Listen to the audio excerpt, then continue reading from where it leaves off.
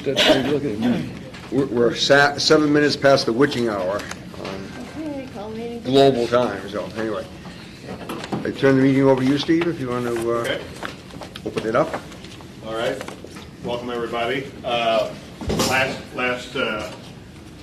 Last time we looked at a little bit of the school data, budget data. We talked a little bit about, I think, with the committee about reductions and possible directions we could go with numbers at that point. Knowing we come back a week later and look in more depth at that. But one thing that we talked about last time was requested by the budget committee is to hear from the directors, principals and directors, and for them to take a little bit of time this evening to talk a little bit about their building, their program. Again, I've asked them to share some of the highlights, some of the challenges, and we've begun the process. They put together building budgets, but we've also begun the process of reducing those building budgets already. They're not going to talk too much about the reductions tonight, but they will certainly talk about the programs that we have and how we'll try to make things work the best we can. So we had a draw for the first speaker, and Kelly, I think, was the winner. So we'll hear from Kelly Nolan, who's the Director of Student Services.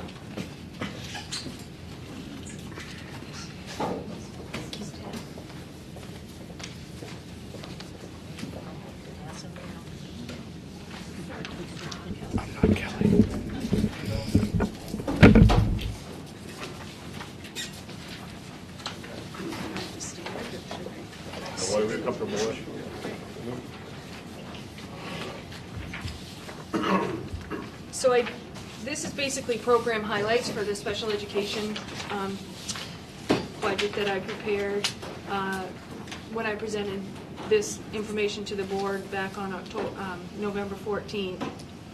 This was our enrollment.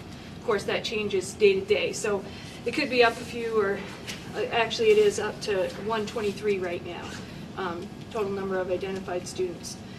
We up until last week had 4 students who were placed out of district, but we currently have 3 students that are placed in residential placements. 2 of them are placed by the court, and 1 of them is placed through the school. And then the breakdown of where our students are located and what grade levels.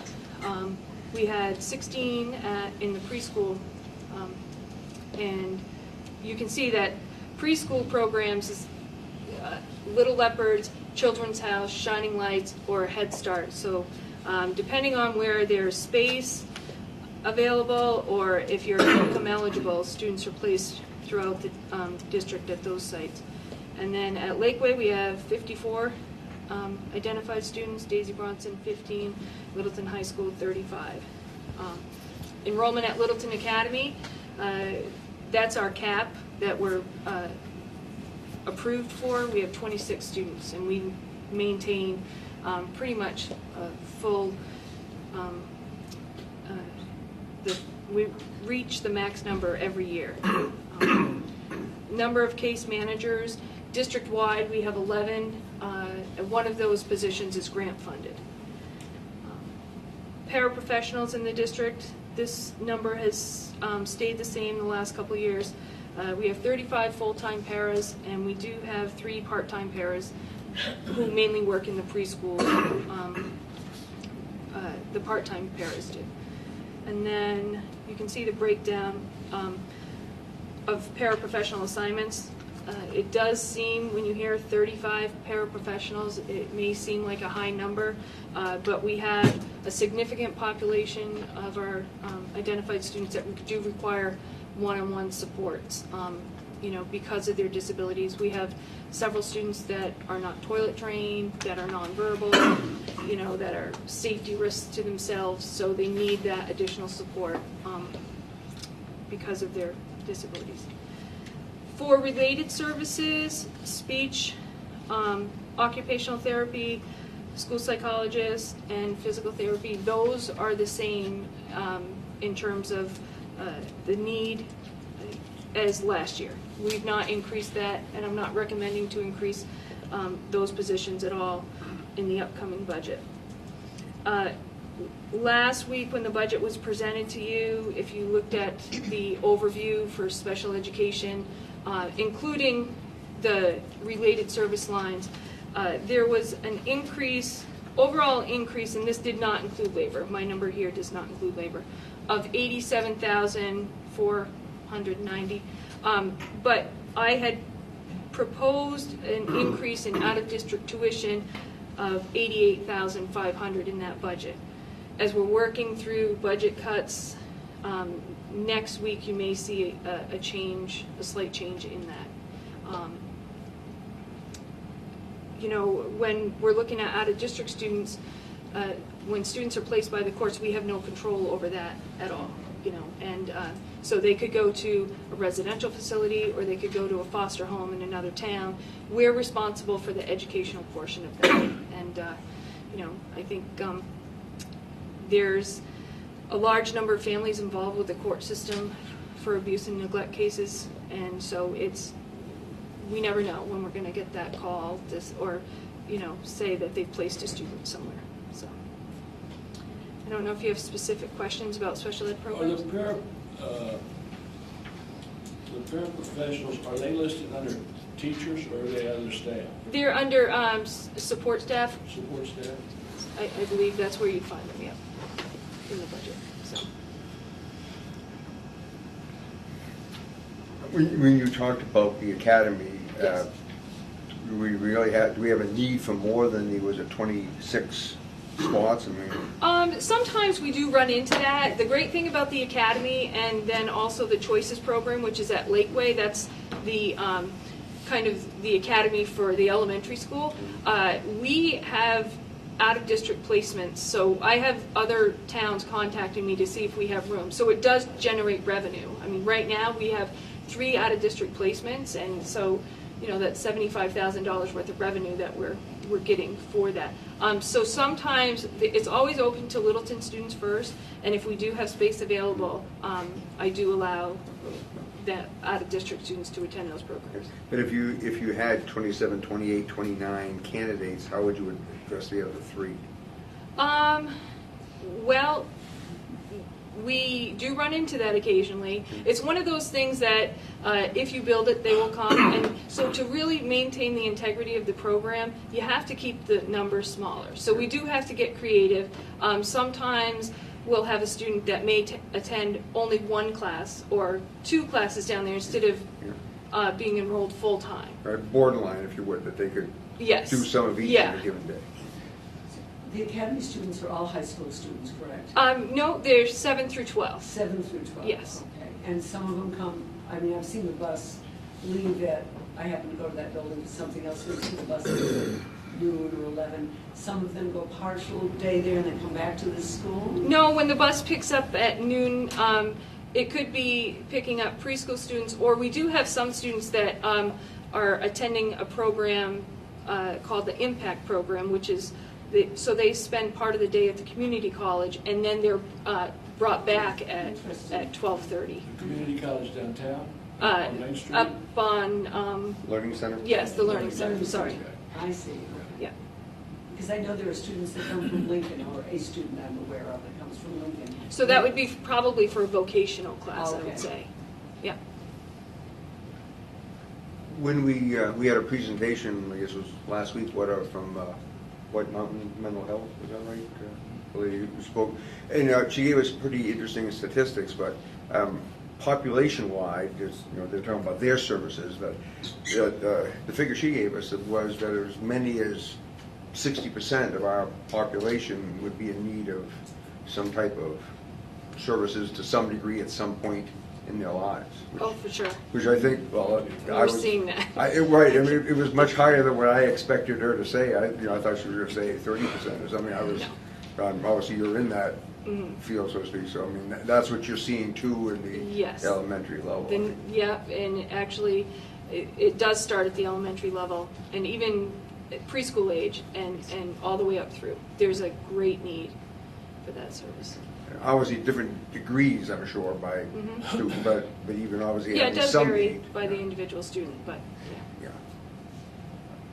When somebody goes through the academy, they get a diploma from Littleton High School, yes. the academy students are still considered part of Daisy Bronson and Littleton High School. They attend all of the assemblies that are sponsored and, yeah, participate in all of the activities. Anything else from anybody? Well, Kelly, thank you as always. Thank you.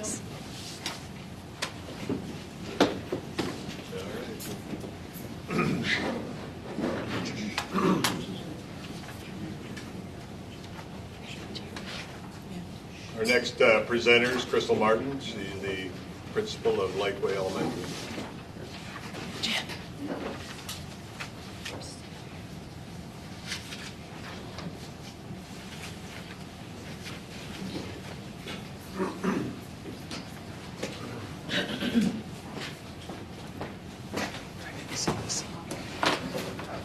I think I'm going to stand back there. I'm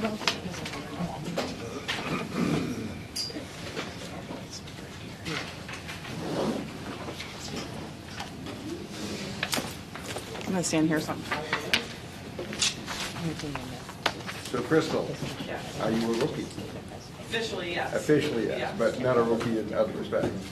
True. Sure. This is my first rodeo with this, so this is my rookie season. So Mine too. they did not go first. Okay. Do you want to tell us a little bit about your background, how you got to this position? Is there anybody that doesn't already know? But yes, I Well- will. I started at the academy. Actually, I first started at Littleton High School teaching in special ed. Did a year in Nashua in elementary school. Came back and actually taught with Kelly. I was at the academy for 9 years teaching middle school math and high school math and English. So I was there 9 years. I took over when Mark Peavy passed away at Lakeway for the SPED coordinator position. I did that for 2 years, and then last year I was the AP, and this year the principal. Okay. Well, congratulations, Thank obviously. you. Even for those who've known you for a long I time, it's know. still, Been sometimes around for a while. Well, you lose track of all the things that happen, but obviously you've had some very good, diverse, and I have, and actually coming from the academy and special ed has really served me well. So those experiences have been very valuable. good. Well, thank you. The front page that you had isn't on the slideshow, but that is my demographics page that I shared it, with the board previously. You can see our enrollment has changed a little bit over the years, but if you look at the demographics, and just recognize the population of ESOL, IEP, 504, free and reduced lunch. What do those numbers. mean? What's ESL? Sorry. ESL? ESOL used to be ESL, English speakers of other Oh, languages. okay. IEP, students under the special ed realm. 504 students are those that have a medical need, that need, they may need supports as a result of that in the classroom. IEP being individual Education plan. education plan. Yeah. And the rest of it. Free and reduced lunch numbers, those fluctuate, but that was accurate as of 2 board meetings ago. They don't change too much, but 46% of our students at Lakeway are on free or reduced lunch right now. And this is a number that I believe Steve spoke about at the last budget meeting. 34% of our kindergarten students have had no preschool experience, which definitely changes the dynamics of a kindergarten classroom, and I'll show you some pictures that will reflect that here today. And then the counseling services, we have one school counselor at Lakeway. Her name's Lisa Harold. She's fantastic. She does a lot of this alone. Peggy Brownlee is our behavior coach, and she supports this program as well. But there's a high number of students that require services weekly. And then in addition to this, there's a lot of students that come in crisis that Lisa picks up on the fly. Students that you sort of don't plan for, but they show up at your door. So we're working on making that program a little more cohesive with Lisa. And you can see I added in the projections there for next year for class size. I just want to highlight the kindergarten projections for next year are 59 students. That does seem a little bit high. The projections this year were a little high. Currently we have a very low kindergarten class, but it's a very needy class. And the projections for next year's kindergarten class, as you can see, there's already 10 identified students that will enter kindergarten, and there was 2, there's now up to 4 in process for IEP. So we'll be taking in a kindergarten group that comes into us already very needy next year. And then you'll see the breakdown. Our overall budget at Lakeway, not with personnel included, stayed about the same as last year. Can I ask, how does the elementary school rate statewide in terms of special ed and new students? I would say we're about average, maybe 12%, right around the 12% mark. It fluctuates depending on what kids are coming in and coming out. We have a high transiency rate at Lakeway, and I'm sure district-wide. So we have a lot of kids moving in with IEPs, moving out, so that number changes a little bit, but it stays right around 12%. And how many kindergarten sections do you have? We have 4. We have 3 paraprofessionals in kindergarten right now, but next year we will have to move things around so that there's 1 in each room because of the need.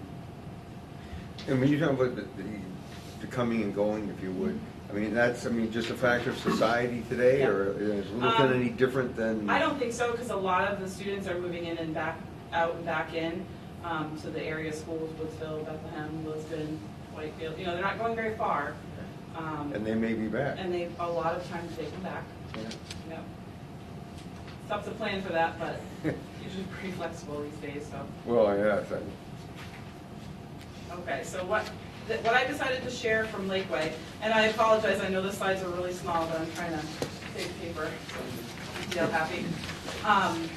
The big 3 things that I'm going to talk about tonight that we're focusing on at Lakeway this year are curriculum, technology, and behavioral support. Those are like there's a lot of other things going on at Lakeway, but the 3 big pushes this year are those 3 things. And we spend a lot of time as a team working on these. Curriculum work continues. This isn't something new this year. The grade level teams meet weekly, and vertical teams, meaning representatives from K through 6, meet monthly. They discuss our non-negotiable work, which is grade level required material for students to know. They refine that every month. They look at data constantly. And this is spearheaded by our instructional coach. We also have grade level team leaders, so together they collaborate weekly and monthly to look at our student data, what we're teaching, how we're teaching it, and the success rates there. I'll also discuss briefly our tiered level of interventions, and that's how we address a student that's not meeting their needs, that's not meeting the grade level expectations, what we do with these students, and how we track that progress as well. This is an example of some of that work. This is a kindergarten model, so I know it's hard to see, but these are kindergarten non-negotiables. So these are the standards, the state required standards, the domain that it falls in. The academic language category refers to assessment language that students might see, on the SBACs, which is our state assessment, to help them prepare and learn that language so that we're embedding that in our regular instruction so they're prepared for it when they see it on state assessments. The what will students know, this is what they will be able to demonstrate. The depth of knowledge, there's 4 levels of depth of knowledge in kindergarten. You typically don't get to the 4th. The first is recall, which you'll see is there. The second is skill and concept. 3rd depth of knowledge would be strategic thinking, and 4 would be extended learning. But this is the kindergarten model, so that doesn't get too deep there with the depth of knowledge. And then the resources used are what we have, what materials we have to get students to that standard.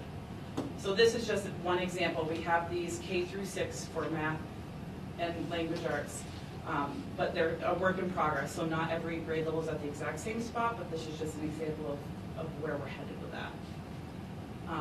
This is the pyramid of intervention, so at the base level there, the core, every student at Lakeway gets this type of instruction. Students that are struggling or not meeting benchmarks would go to the tier 2, they would get supplemental instruction. And a lot of that supplemental instruction could be with technology. You'll see some websites listed on there. And then students that need even more interventions would go to tier 3, which would be a very individualized instruction and plan that would be tracked over time to see its success. So really, we're looking at data constantly to make sure kids are meeting their benchmarks and making grade level expectations, and we have a plan for them if they're not. And then this is where we track that. So every intervention that's done at Lakeway is tracked over time, what we've done, who's done it, when it started, and how it's going. And we usually do about 6 weeks of this, and if it's working, we keep going. If it's not, we switch gears. If they go to tier 3, is that a parent professional? No, that's just a different level of instruction. Really fine-tuned Title I Sometimes a special educator might have time to do a tier 3 intervention. Sometimes it might be a paraprofessional that, is trained to do a full knee-in exercise or something very specific to meet that need. That's usually the process we go to, and if a student is still really not making progress, then they may be referred for special ed.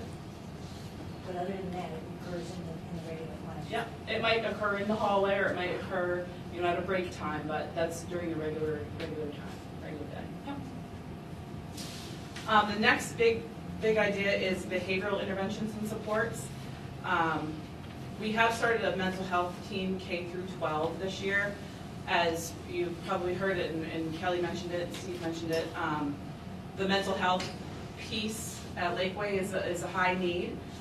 We have, as I said, one counselor, and we have the behavior coach. She runs our school-wide systems, which are our PBIS model. We do have a 6th grade leadership team that helps her kind of present to the younger students, and she picks a behavior, with PBIS, she picks a behavior a month that the whole building is going to work on. We really focus on positive behaviors and kind of rewarding that. And at the same time, not all behaviors are positive, so we have to work on that too. Peggy Brown is our behavior coach currently. She works very closely with Lisa Harold, our counselor. They do a lot of individual and group counseling. They have a lot of different programs and groups running all the time. And we have a bunch of tools and trackers that we use to track behaviors as well as academics, to try to make gains there as well. And then I'm going to show you a few pictures of the therapeutic tools we have. This is a kindergarten classroom, and it's not uncommon to see this in a lot of classrooms. The top picture is a standing table. We have a lot of students that prefer to stand while they work, so we've accommodated that. As long as they're doing their work, most teachers are perfectly fine with them standing or sitting. We also have a kneeling table in this particular kindergarten room. Some students prefer to sit on their knees and feel that pressure. The core stools on the bottom right there, those wiggle a little bit, so it's that little bit of movement that students need that's okay. They're still sitting at their seat and doing their work, so they're getting what they need out of that device. The scoop chairs on the left allow students to sit and sort of feel pushed in on the sides. It's more condensed. And then on the right, that's an individual standing desk. We have, I think, 20 of these in the building right now, spread throughout the building in all different grade levels, from usually 2nd grade to 6th grade. We have a couple in kindergarten and 1st grade, but we can raise up regular desks for that. There's some other pieces too that aren't in here. We have accordion chairs and wiggle seats. There's a lot of adaptive needs, TheraBands that we have. If you see on the right that little girl's foot, there's a band on there that she can push down on. And it's, again, not uncommon to see a student really pushing hard and hammering down on that, but completely finishing their work. So we kind of try to adapt all of these needs that aren't met other ways with these therapeutic tools, and they've been pretty effective. We were actually asked to share these with the New Hampshire Principals Association, so an email went out with that. A lot of schools are looking at these devices for supports. Technology is another big thing for us this year. Lakeway received 130 Chromebooks this year, and 11 carts, which takes a bit to put together, but they're all together and out into the classrooms. Grades 2 through 6 are now one-to-one with these Chromebooks. Kindergarten has the thin clients that used to be housed in other classrooms, which are, your regular desktop computers. And 1st grade has the laptops. So right now, every student at Lakeway has access to technology in some way. We have Amy Kopp is currently our library media specialist and our tech integrator.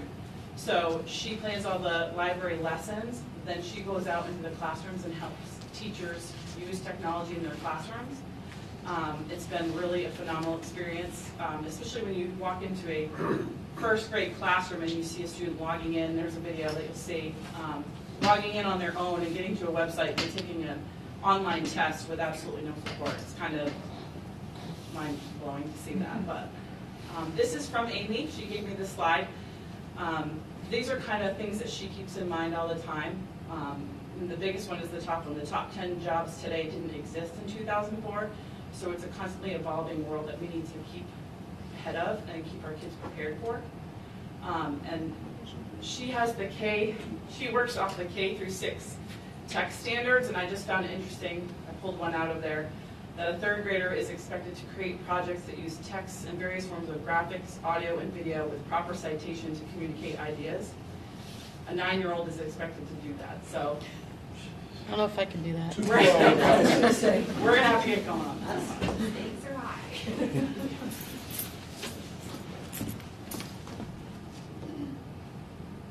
Dale, I might need your help. Well, how do I play it? Everybody else? First graders to help in case. It's not even a joke. Probably true.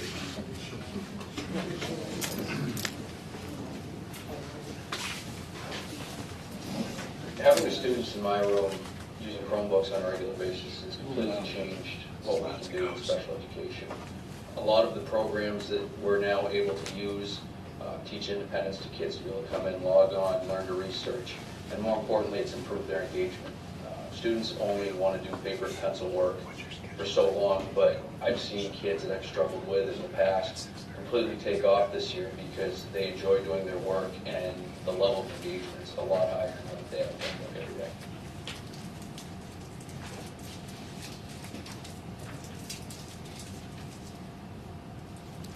Hi, I'm Cheryl Lewis, second grade teacher at Lakeway. We use the Chromebooks every day in our classroom. The students during reading time will read independently and they take comprehension tests at a website called Accelerated Reader. There are incentives within the classroom and they love seeing their scores and watching their flowers grow. We also use it for Khan Academy, also a web-based math program, to practice the multiple skills that are used during the Smarter Balance test that they will see next year in 3rd grade. Currently, we are using the Chromebooks daily to do a slideshow for each student from different countries around the world on Christmas. How it is celebrated, traditions that are used, the foods, and whether or not there is a Santa and if he is called by a different name. All of this is accessible to them daily with the Chromebook, the slideshow right there, and a web browser right next to it so they can cut and paste pictures and be proud of their work and have the ability to walk around the room and sit next to a friend in a comfortable space to be successful with all their learning. The best part of it is it fulfills one of our Common Core standards under writing that talks about digital tools. Bailey, Hello. so I have a question. Do you feel like the Chromebook has enhanced your education? Definitely. In what ways? Take my attention. Well, back when we only had the computer cards, we had to reserve the computer cards, and sometimes somebody would get them before us, and we had to put out projects until we can't do them. So now that we have the Chromebooks, we can do them basically whenever we want. We can type out essays in ELA class, we can go on math sites in math class, and that really enhances our education. Have you been able to do research online? Yes, a lot of research for all the essays we have to do in ELA. Excellent. And so what's your favorite thing about having the Chromebooks? Well, I really like how everything's at our fingertips and we don't have to wait anymore. Great, thank you. You're welcome.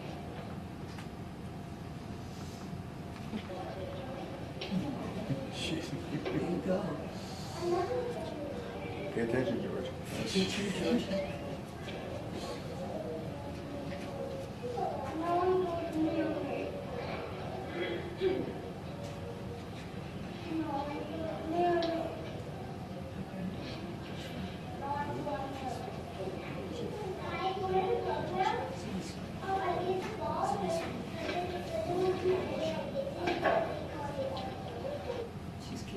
That's a brag moment, because that's my kid, but. Amy was really proud of her because she said there's a few first graders that can completely and independently get a laptop, bring it to their seat, log in, get to the site, and as Cheryl Lewis said, take their online, read a book online, and take an online comprehension test. You know, with all the distractions of the classroom, they're still able to do that at 6. So, and then these are just Amy's big ticket things that she's really working for. She offers staff development for technology every Tuesday afternoon. She's created a website with a ton of technology resources. She educates the teachers and the students on Google Apps. And she continues to work with students on a number of things, including website design. We have 6th graders that they have Website Wednesday. They're building their own websites. They get to work on it every Wednesday morning. just things that, a few years ago, you never would have imagined seeing out of a sixth grade classroom or first grade classroom, these kids are able to do. And I think over time, as Amy gets more comfortable and really feels out what she's able to do, one big thing she'd like to do is start digital portfolios for students that they can take with them to middle and high school. So that's a lot of good stuff, like. Thank you.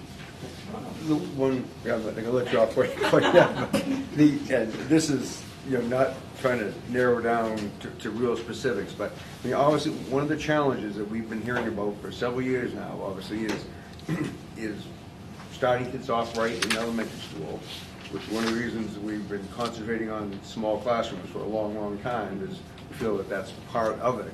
But then somehow that hasn't advanced or presented itself as successfully, if you would, at the high school graduation level. In terms of, whatever means of testing that we do, that doesn't, doesn't come forward the way you would expect it to. I mean, the kids that are having very good experiences first, second, third, fourth grade or whatever, and showing great promise. Is there a thought to what is missing or what happens that it doesn't? Well, I mean, I think the teenage world is very different now, and I think we have a lot of options for high school. There's online high school and middle school. Students can travel and still take their high school courses online. I just think that the world is changing, and we need to keep changing with it. I don't know exactly what happens to middle and high schoolers, that they lose that interest, but I know that there is that issue. I don't know what the answer is, to be honest, but I know that the class sizes are getting smaller, but kids aren't, they're not disappearing, they're going somewhere. We have a lot of alternative programs in high school, the Learn program, virtual high school, which is not to do that anymore, but, and VLAX. There's other options for students that can't fit into the regular classroom. Like Kelly said, her alternative placement allows for 26 kids. So if there's the 27, 28, 29, it's a kid that really could benefit from that, we have to think creatively, and it might not be in a typical classroom. Well, thank you very much. Okay, Joanne Melanson, principal of Daisy Bronson High School.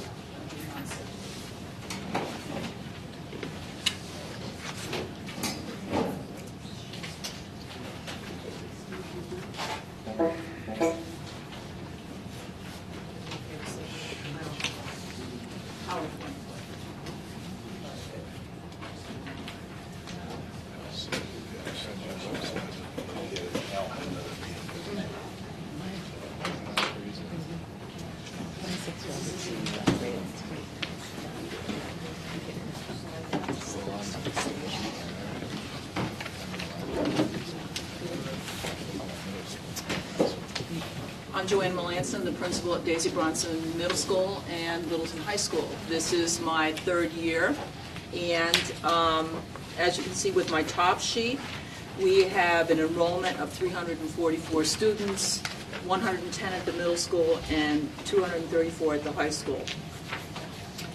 And the staffing as follows: we have 9 middle school teachers, 17 high school teachers. Some cross over, some middle school or teaching high school classes. We have 2 specialists with Jane Ludwig and Laura McCarthy. We have a middle high school, 2 counselors, 1 for the high school, 1 that divides themselves between, Caitlin Jobert, who divides herself between middle school counseling and student assistant program, the SAP counseling.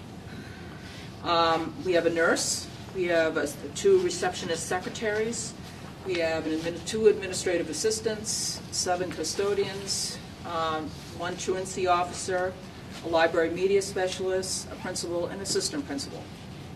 We do have Emily Strauss, who works with us, also in SAP, as has been mentioned before. We have a lot of students coming to us that have all kinds of influences going on in their lives. It's very difficult for them to go through the traditional high school day without some disruptions. So to have all these folks on the staff, the demographics in Littleton have changed a lot in the sense of in order to make the classroom teacher a little bit more successful, these services are definitely necessary. You can see our free and reduced lunch, our middle school enrollment. We have 39.1 free and reduced lunch, and at the high school, it's at 40.2. So that is the cover sheet for that. Any questions on that part?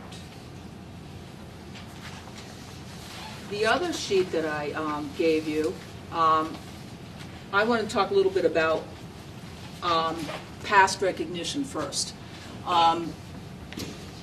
The district was awarded in 2015 a Circle of Excellence Award presented by the Department of Education that went to the entire district, that looked at all the programs, what we were doing on the elementary level, the middle level, and the high school, and that was one of the most prestigious awards a district could have. It is also one of the first times a whole district received that award. So I think that is noteworthy.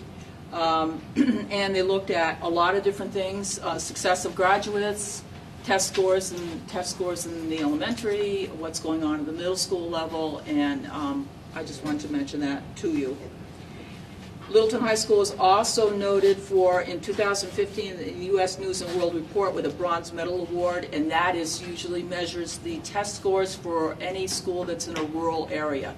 So that was one of the first times in a while that we have gotten that recognition. So I wanted to mention our past part. Our graduation requirements, our next sheet, you can see the change from 217 and 218. 217 and 218, actually there are 28 credits to get we're on a block schedule, which is a 4x4, which means there are 4 90-minute blocks that each student would take. And for the classes of 217 and 218, still in 28s, their mathematics, which would include Algebra 1 and 2 math electives, are at 3. However, for the classes in 2019 and 2020, that changes to 4 electives. So I wanted to make note of that. Still with 28 credits. We do offer other programs. You can graduate with Littleton High School with a core diploma, so there are folks who apply for a 20-credit diploma. They have to meet with the guidance counselor and myself. They have to actually come through with some reasons why they need to leave and not have that 28 credits. They can still march and have all the benefits thereof as a graduate, because the state requirements for New Hampshire are at 20. However, those folks that stay and do all the other coursework that we have and receive the 28 credits, that's over and above what the state requires, and we feel that prepares our students well to go on to other things, whether it be a 2-year school, 4-year school, whatever their plans are after they leave Littleton. In the fall of 2015, I explored a little bit about a New Hampshire Scholars Program. And the New Hampshire Scholars Program basically ensures that when students enroll in that program, they are in the most rigorous course of study that they could possibly be in. That means they take multiple languages, they have maybe 4 years of mathematics, and as you can see on the New Hampshire Scholars page, we're talking about when they first started out, they had 4 years of English and 4 years of math and 4 years of science and so forth. So you can apply for that. That's not required. It's stamped on their diploma. It ensures that whatever school that they're applying to, that they've taken the hardest classes that we offer. Now that might mean that those classes look like, as Crystal mentioned, it might be in the library, they might be taking online classes, they might be in VLAX, which is virtual learning, and also the VHS classes. We also offer in the evening, we have extended library hours that are open now. They're open from 3 to 6 p.m. And then all through the week, well, Monday through Thursday, we have each content area has a day, science, math, English, and social studies. So somebody that needs help, or they can't do their homework at home, or whatever their reasons are, they can get to somebody and they can always get help. So that's what we offer with that. With the class of 2016, and it's just a backup with the New Hampshire Scholars. In the past, they didn't. It's been around for a while, but it didn't recognize the tremendous amount of work that goes on with the career and technical centers. And they took a look at that and they said, people are getting, you can get your science credit through that, or you may be getting your math credit for that, and it's just as rigorous a course of study. So they decided to add in the possibility of going into the career and technical courses, and so when we looked at that, that kind of fit everything that we offered with our wonderful center downstairs. So with the class of 2016, even though we applied in 15, is when we really got going on that. We had 13 graduates, 25% of the class left that were New Hampshire Scholars and were adorned at graduation. Class of 2017 is currently on track with 17 out of 42 graduates. It's one of our smaller classes graduating. 40% have elected to go through those classes. So they've honed their schedules. They're either taking things online or they're doing all kinds of things. As Crystal said, you have to get creative with kids. Some kids are applying for, we have a strict attendance policy, which I'll get to in a sec, but different coursework, they could be out of the building and still be doing their coursework now. And with the one-to-one computers that I know, that the Chromebooks that Dale will talk about a little bit later, that's really made the student life a little bit easier, and a little bit what they're going to look when they get out of here. That's what they're going to walk into. So, but again, it does promote a rigorous course of study. They have added, aside from the basic New Hampshire Scholars, they have STEM emphasis and also the arts emphasis. So they've added that. Again, we have online coursework through VLAX and VHS. We also have running coursework with dual enrollment, and you can see the list there of what we offer with students, and what it actually will, for instance, if you're taking Littleton High School automotive technology, it would count as a college cost to introduction to automotive services. Calculus is calculus, but down at the health science technology, if somebody's going to medical terminology, if they take the class, they pass it, they can use that for their, they can have dual enrollment. Some students have graduated with as much as 12 credits towards their first year. So it is savings because it's about $150 for a class. So it's something that I'm hoping to explore a little bit further, that we have an articulation agreement that it's possible to have more than just a dual enrollment, that maybe eventually we have somebody graduating here that has a full associate's when they're graduating. So, and that's possible with the White Mountains. The advisory, and Mrs. Carbonell has some wonderful posters we're doing.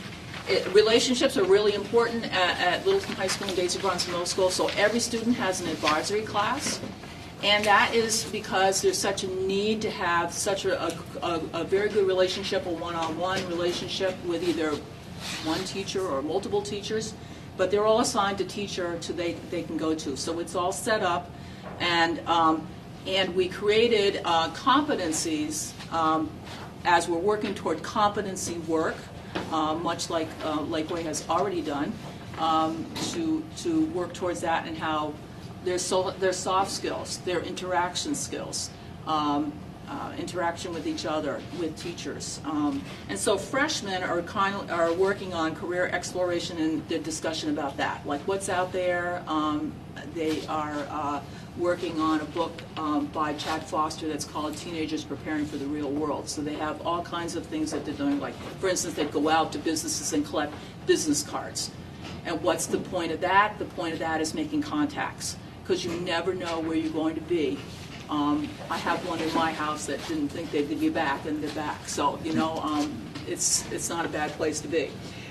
Sophomores are working on financial literacy. We thought that the earlier we get talking about those kinds of things, loans, and and some of them say, you know what, I don't even know credit cards and all that. Well, you need to know kind of some of the terminology, because it's going to come back as senior. When you're a senior, we're going to start talking about college loans and things like that. Juniors are talking about resume writing, cover letters, communication skills, and also testing. Seniors do a personal timeline and are ready for graduation. We're starting to get them ready and, things that they're doing for their post-grad life. We've also done a very good job, I think, at recognizing our alumni. That's really important to us. It's so important to have alumni come back. They come back during our awards assembly at the end of the year. They're usually speakers. Last year we had Ron LaHoot and Brian Ward. You learn something from folks coming back. We have recognized Jennifer Carbonneau, who is a New Hampshire Reading Teacher of the Year for her work in literacy, and Lisa Haney-Lavoie, who is the principal at North Country Charter Academy.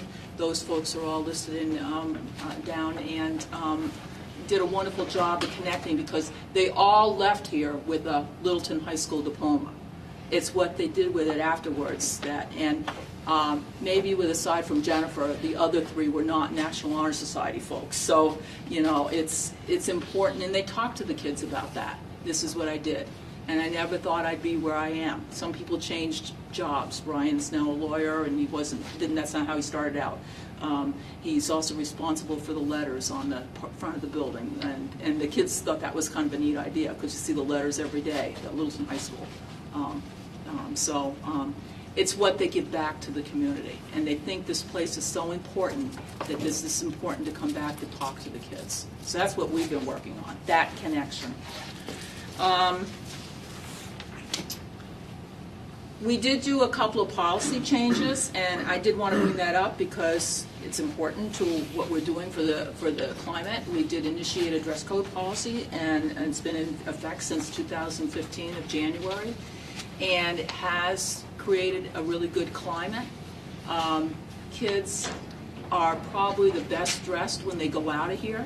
They just know that that's what is expected of them, and I and others get very great compliments about how they're dressed and how they present themselves. That's part of their education when they leave Littleton High School, and we feel that that's important. Also, we had an attendance policy, which Kelly Nolan and Greg Fillion co-chaired, and that was put into effect on January 2016. And get this, when we instituted it, from looking at the numbers from the 2015 year and 2016 year, our attendance went up 20%.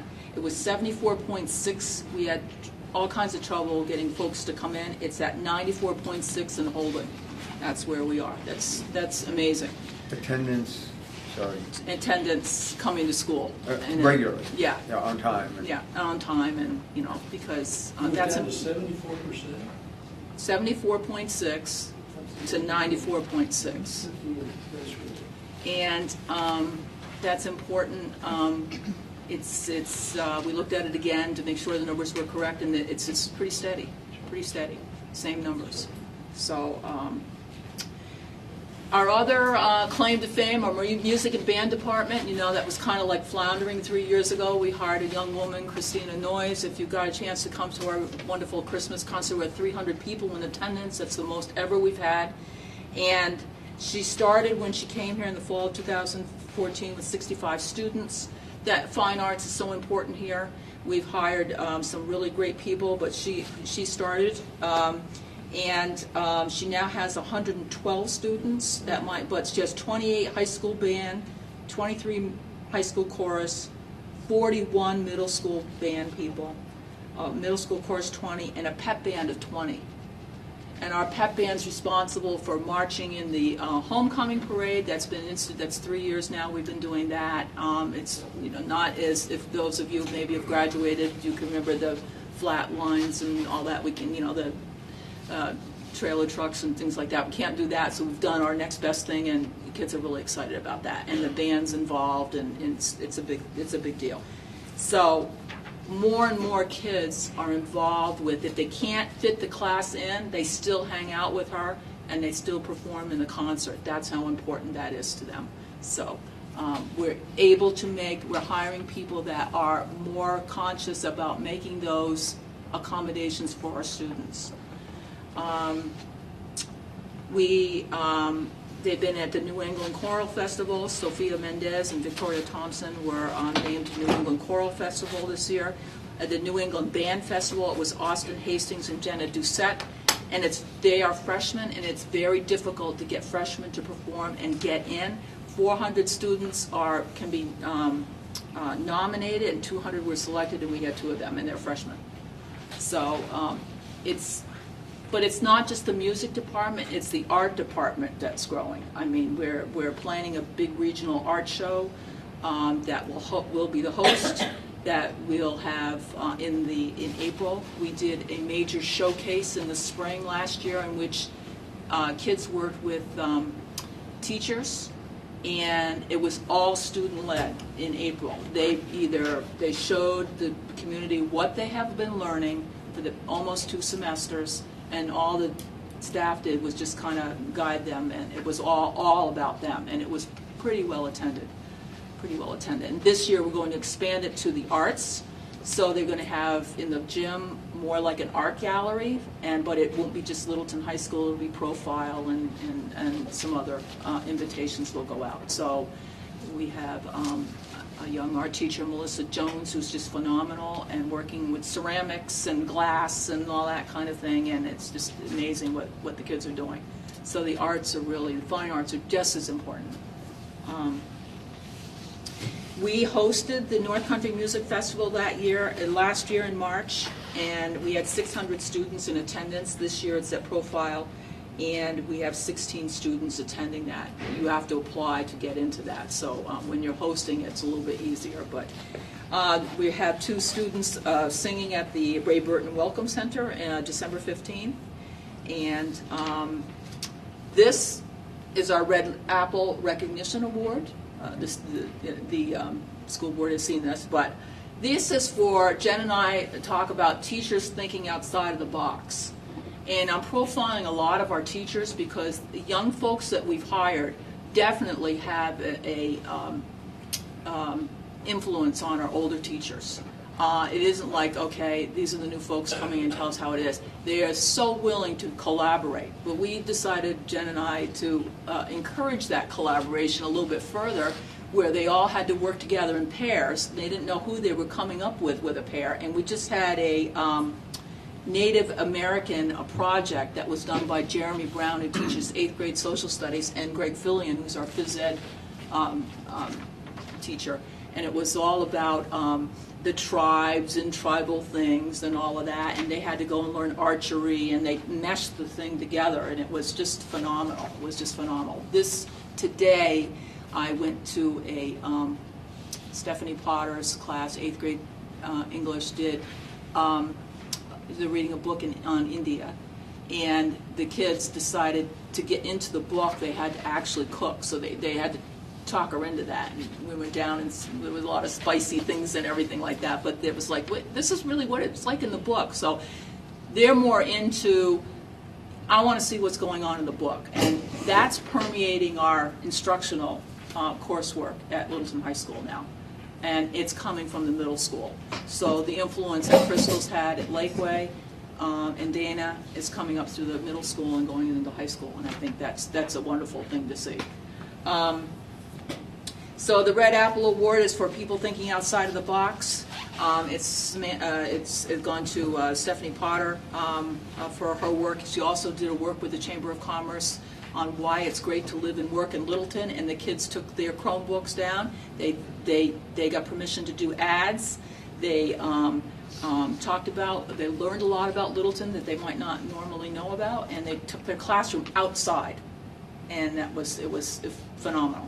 So more and more of those things are going on. And Sam Whitson is our 8th grade science teacher. She's a composting director on the side, so to speak, and she's working with 2 high school students who are coming down from the high school. They got this idea when they went to St. Paul's to come down to the middle school and work with our middle school students on why composting is very important.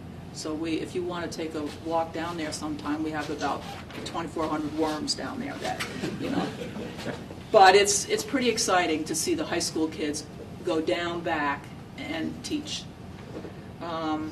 So again, the collaboration it's been kind of our big thing, and trying to get people to talk. We are also getting ready for our NEASC visitation, which is the accreditation for the middle high school. and that will occur November 4th through the 7th, 2018, but our self-study is coming up February, so it'll begin in February. So that work is looming, but very important too. Questions, anyone? I can't let you off the hook, so and don't take offense to this. This is just to try to maybe help me out a little bit. We hear in the area, obviously, a lot of conversation about St. J Academy. And I've known quite a few kids who have gone there. Some have gone, some have come back. I can't say that I've ever seen, as adults, any significant difference, if you would, for those who chose to leave Littleton and go to St. J Academy as opposed to stay here. And I've known an awful lot of kids and coached quite a few of them that have done very well in life with the Littleton High School experience. What's the perception, I guess, if you would, about the St. J thing? That why do people make that choice with no real difference in results that I can see? My personal opinion? Oh, yes, that's right. That's nothing. I think it's a personal choice, really. Yeah. I think we would all agree in this building that we'd stack our kids and our teachers up against St. J. And we have consciously hired, when we have openings, new teachers who come in with that kind of teaching perspective, if you will, that are very open to all kinds of things. And I think instead of just like the drill and kill method or the book and whatever, they're thinking outside of the box on what else is going on. So I think people need to really take another look at Littleton High School and Daisy Bronson before they make that decision, because a lot of great things are happening, and I expect to see the results, soon about that, because it's kids are learning as they're doing. There's a lot of excitement. And there's, the middle school is probably the most exciting. High school, they're worried about all kinds of things. They've got deadline dates, and the seniors are starting to get stressed already. But I mean, there's a lot of great things going on. There's high school people going down to the middle school. We didn't have that conversation before. That was a big thing. That's a big thing for this school, for the high school to go down to the middle school and have that conversation, to have these people come up to their classes. That's a big thing. Kids see that, and the role modeling is superb. So I'm really pleased about that. Obviously, I think Littleton High School has a long history of success. I mean, long before I came to town, you hear many a good story and see, the products, if you will, of those stories. A lot of very, very good teachers. The one thing that we've heard for many years now, and I'm not sure if it's a correct standard or a false standard, but that we don't tend to perform as well in our test scores as we think we should or anticipate that we should. Sometimes it's questioned how seriously the kids take the testing themselves, and I'm not sure how critical that benchmark is, and whether not performing as well in those tests as we would like makes that much difference, down the road to them. But is that something that we still view as an issue and as a challenge, is to improve that performance? Well, we've also tried to change how the testing is done. Like, it's done during the day instead of like on a Saturday. So we close off a whole wing and shut it down, and everything's quiet, and try to lay out the importance of that. I mean, some kids can take SATs and some kids can't. I mean, it might indicate, I wasn't a very good SAT taker myself, so, but I'm okay. That's right. Well, I'm not going to brag about my scores either. But I think we try very hard to try to, stress the importance of the test and do the best we can, and try to analyze, the data and what questions they're having trouble with. Can they read the word problems? Are they having problems with analytical issues, or do we need to do more work on that? And we changed that. We changed that teaching piece to help that. So that's the best we can do. Isn't there a lot less emphasis? A lot of the colleges now aren't placing as much emphasis on those test scores. Is that correct? Like an SAT is not the be all and end all anymore of college acceptance. Am I correct in thinking that? I think a lot of it has to do with the interview itself. I think if you're a well-rounded student and you're involved, and of course SATs are important, but I mean, that's one piece. But more and more colleges aren't even required. I mean, well, that might be they're true, but changing. I think most you still have to use. I don't know how your interview is key. If your interview is well done and you're a well-rounded student, and they can see that you're involved in things, not just sports, although that's good too, but just other things like youth and government and FBLA or whatever other organizations that you're involved with, or student council too. It depends on who you're applying for. I mean, if you're applying at Dartmouth, it's going to be a little different than another place.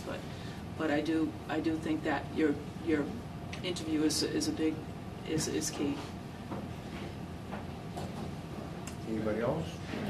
Jimmy? The online courses, what percentage of students are taking those? What percentage of students are taking those? Half or 10%? I would say probably 10%, I would say, would take them. It depends on what they're taking them for. Yeah. Some are taking them for credit recovery. Online classes, some people are taking on, for instance, that maybe they're interested in more advanced sciences, and so they might be doing that. Or if they're involved with New Hampshire Scholars, they might be doing that. And that it's busy all the time. It's busy all the time. I mean, and they're going to have to take online classes, or there's a possibility that they'll be taking them when they go to college. So they have to learn how to budget their time and how to a lot about time management and that sort of thing. But it's a commitment. Independent learning. Mm-hmm. So, what was the other question? Are you finding more students are interested in technology and science? Are you finding more students are interested in technology and science versus the arts and discipline? Heading in a direction of more technology based? We have a lot of kids involved in the arts. That's more and more. But we do have our math and science also folk, and English and history and all that. And we have the crossover people. But I think what I see more and more is, as you can see by the music numbers, especially. Anybody that's involved in drama or any of that, we've had a lot more student interest. So I would say the arts are, and it again depends on the instructor, right. And it depends on what's presented, and again they are trying to work together to make sure what they're presenting, they're educating the whole person. We are looking at another schedule next year. Not sure exactly. At this point, it's kind of in rough stages, but we're looking at it because we know that student learning is at the core of our practice, and we know that we can probably use our resources a little bit better by changing the schedule up a little bit, and maybe looking at what else, sending them off campus for more credit. We do have 14 students or so doing extended learning opportunities and work study. That's important. That's ever growing, just to see if they like the area before they spend money to go off to school. That's important, and some kids get jobs that way. Are kids better educated today than we were? We were different learners. And we had a different family structure. We had a very different family structure than, what we see today. And we didn't have the computer, the television. Mm-hmm. Social media is the information at their fingertips is amazing. So it's a different. I don't think you can compare it. We had television, George, only 3 channels. You did. Out of curiosity, what percentage of last year's senior graduating class went on to additional school, be it technical school or 4-year college or whatever? Do you know offhand? ballpark. I'm going to say approximately 50% were off to school or went somewhere. I offhand, I can't tell you that, yeah.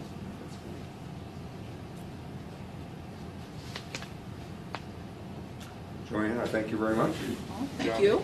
Glad we gave you due time this year, and we appreciate the Well, input. thank you for the second chance. Yeah, well, you know, it was very nice, thank you. Dave? Well, we're down to Dale and Al. Come on up, Al.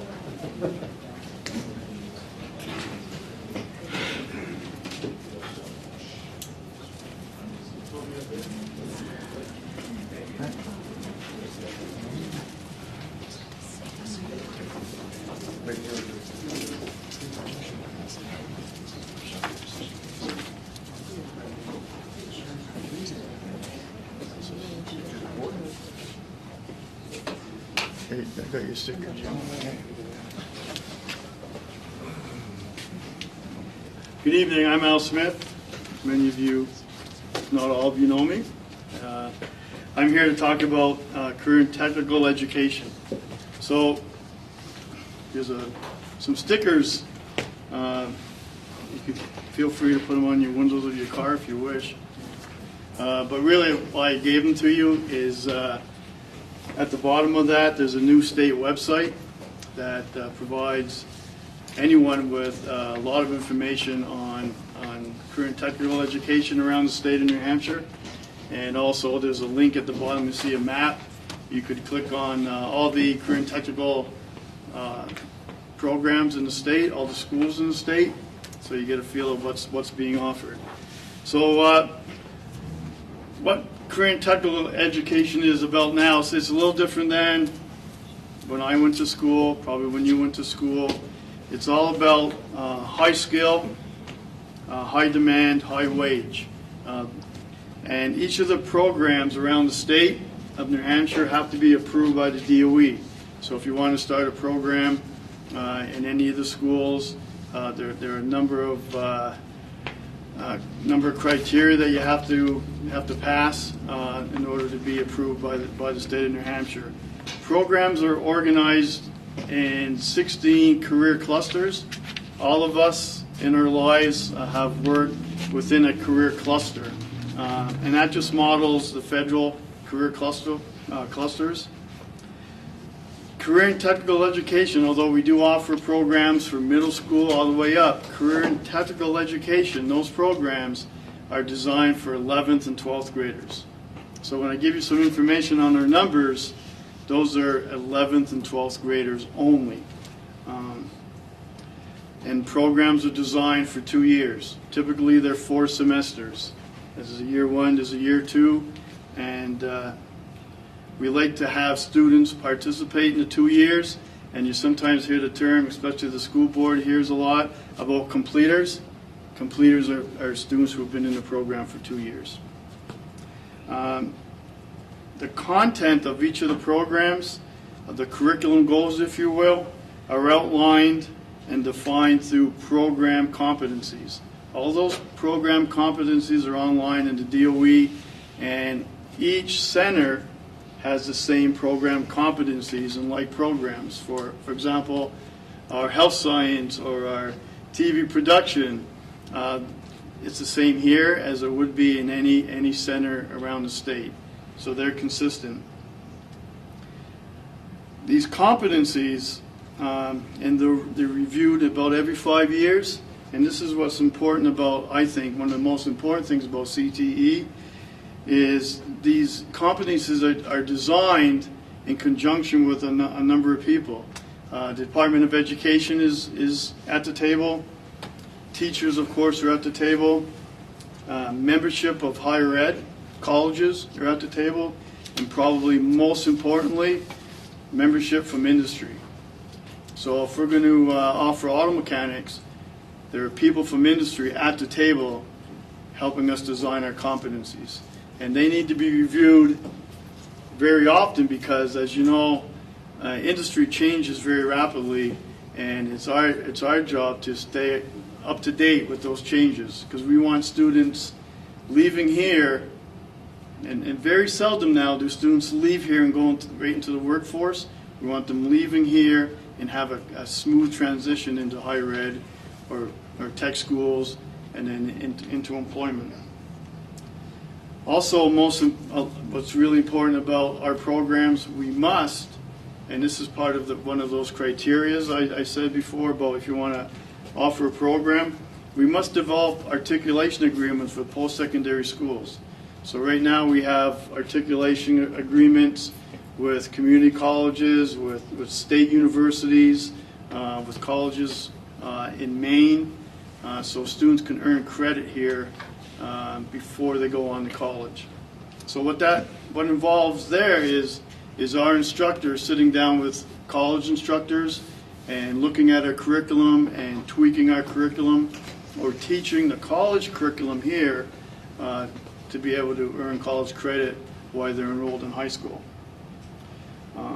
Also, what we need to have is a third-party assessment, meaning we do our own assessments, of course, but we have to have an external assessment. There's something called now in the state precision assessments that students can take online, and many of our students do. You talked about state assessments. Well, we've been involved we're piloting our health science program in precision assessments on health, and our students scored best in the country. So it's all about motivation, in my opinion.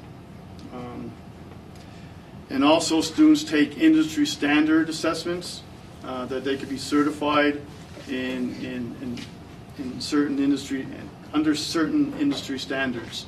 So programs also have student organizations. You've heard of FBLA before.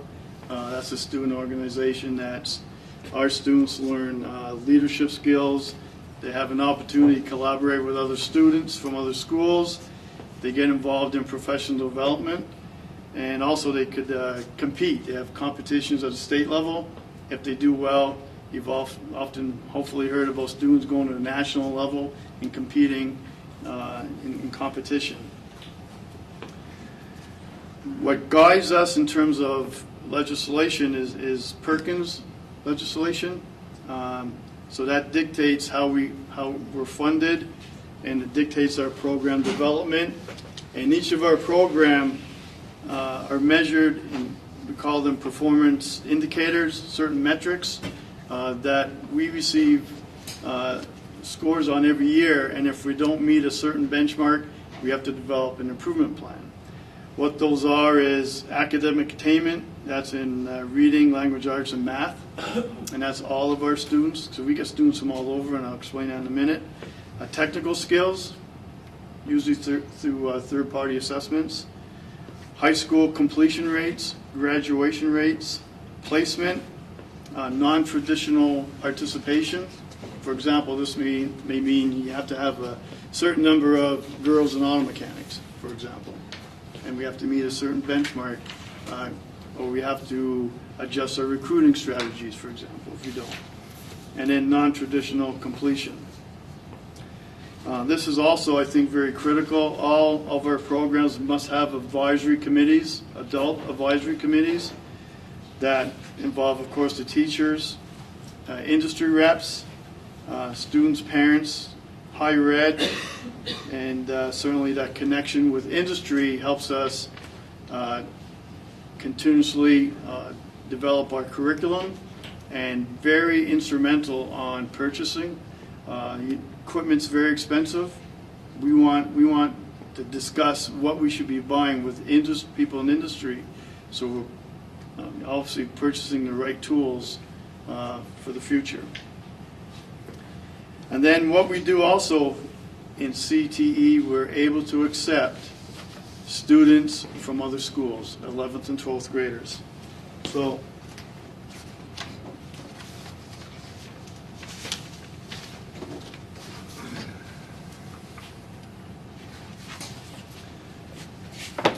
just a little bit of information on where we are this year and where we've been.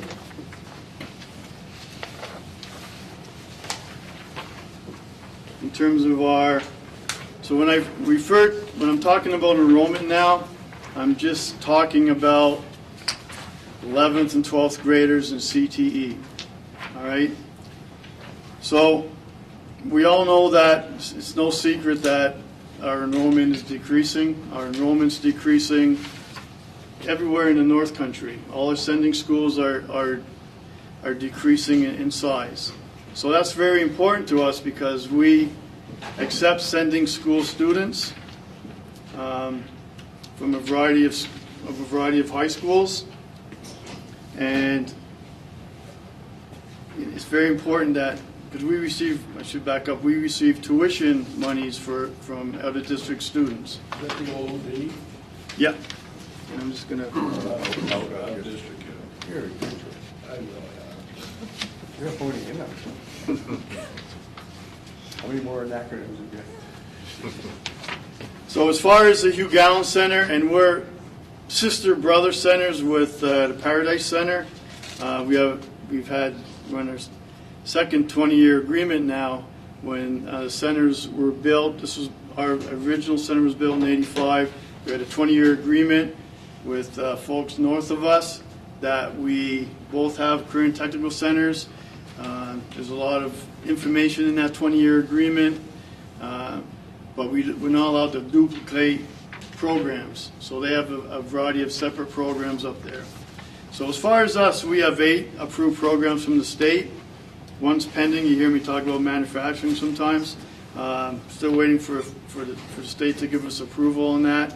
We're pretty well set in everything we have to do on their end.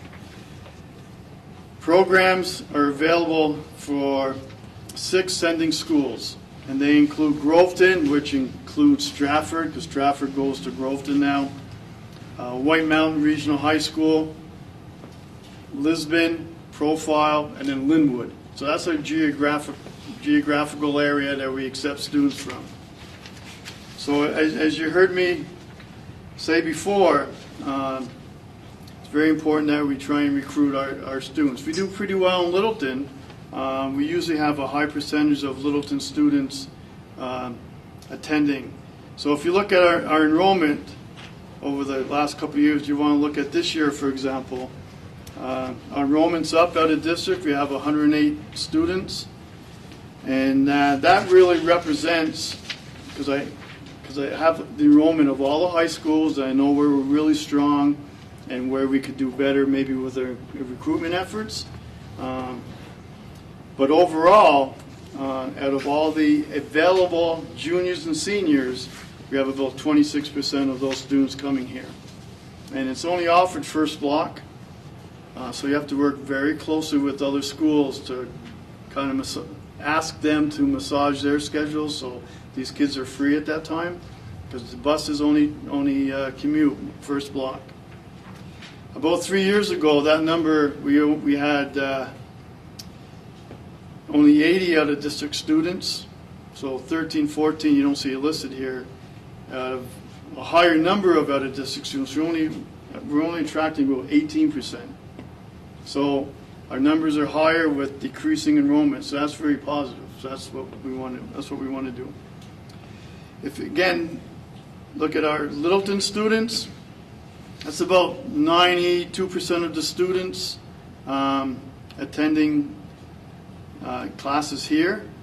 15 of our students, because it's always asked, go to the regional. So 15 of our students go up on a bus. Profile bus comes here, Lisbon bus, they go up there for programs. Popular programs up there are culinary arts, very popular now. ROTC, very popular. That's actually your program. Yeah, it's a program. Now, it wasn't it's under law. Yeah. So that under cluster of law. So those are 2 pretty popular programs. Most popular. Forestry? Not so much anymore. One time. At one time it was. And then they had just started a welding program. We have a number of kids doing that. So then look at our CTC students in terms of staffing. And you see the staffing of an FTE. It doesn't mean, if you look at these numbers, and I'll pick on pick on Mr. Filling because he's even here. You look at broadcasters, for this year, it's lower than it's been in a lot of other years, and he's a full-time employee. That doesn't mean that that's all he does all day, okay? That's what he does a small portion of the day. He's teaching other electives. So right now, because of our decreasing population, there isn't a single CTE teacher that just teaches CTE classes. They teach a variety of other electives. And it could be connected. One of our health science teachers teaches high school health for 9th and 10th graders. So it could be similar. We offer EMT, you see. So I just want to make that clear, because if you make the correlation here, or you compare, the comparison, I should say, it doesn't look too favorable. But if you look at the other courses offered, you'll see that we offer a variety of courses, electives, from grade 7 all the way to mostly to 10, and then the older students, even though there are some older students, for example, could be in graphics or something like that, the older students tend to gravitate towards career and technical offerings. So I don't know if you had any questions about that first page. Just to be clear on the numbers, under section 2 enrollment, so 16, 17. Okay, we're the third column over where it says LHS total enrollment. That means we have 55 11th graders and 46 12th graders in this building.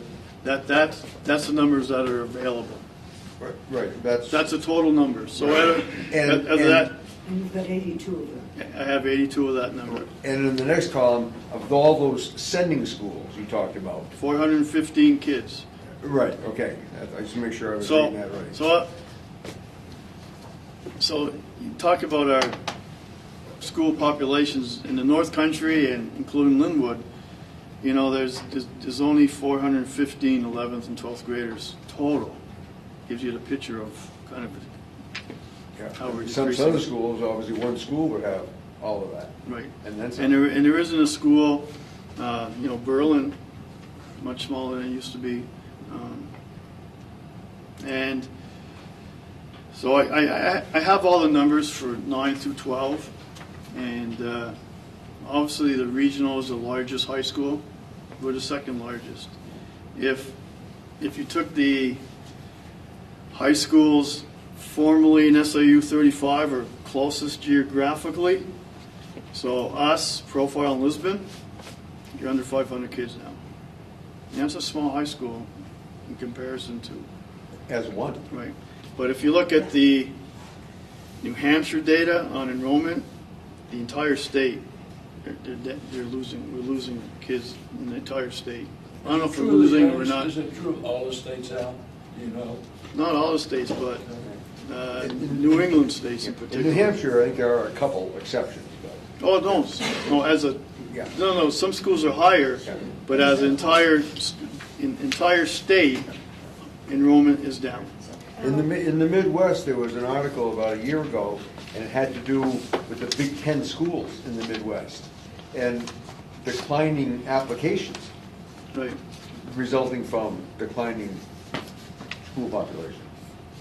Now, I have a question. 108 students that come in from the other district. Yep. They tuition in, correct? Yes. They pay their own bus fees to get here and all that. So it's important that you have these 108. Yeah. I'll get to that on the third page. Okay. I have those. I was just looking at this bottom thing. Yep. You've been reading it. And then, I wasn't reading ahead. so on the second page, I gave you a budget breakdown for programs. So these numbers exclude people. Okay, so I have to make that clear. This does not include salaries and benefits, but these are the numbers that it has the cost to run a program. So just think of supplies and textbooks and equipment, oil, and auto, and so if you look,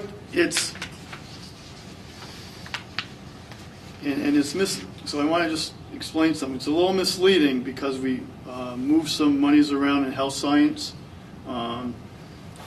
because we offer an L&A program. So it used to be a contracted service, but most of the time those are employees that work outside of school hours to do the L&A. So we just moved that line item. So if that was still in there, this budget would be down about $1,000. That was the kind of charge to level fund. We're probably going to look deeper, of course, but this was done a couple of weeks ago. At the top, on the top line, I just want to speak to that number, the 26,000. We have to budget students going to the regional, but we get a lot of that back from the Department of Ed. And this is very important that and it's still funded in Concord. It's called tuition and transportation. So all sending schools, if sending schools had to pay full tuition to come here, they probably wouldn't send as many students. They get reimbursed. They end up paying a quarter of the tuition and transportation to come here. That's what school districts pay in the long run. A quarter of a quarter, or a quarter of the whole? Quarter of the whole. Quarter of the whole. Yeah. But which is still proportionate to the amount of time they're here. Right.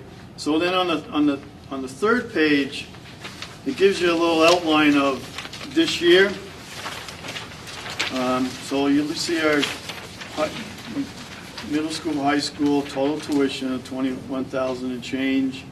If you just do the math, quarter of that is $5,300. Total tuition rate per student per day is $21,000? No, per year. If you. It says per day. No, that's an error. Okay. No, that would be. I was going to say. That's great. Divide that by conversation. Yeah. I don't even know what. So reverse Mr. Kelly's question. If a student from St. Johnsbury wanted to come here to the whole high school, that's what we would charge them. All of these are per year, aren't they? Yeah. So do the math. Quarter of the 21 is $5,300. We're allowed to charge a 3% surcharge.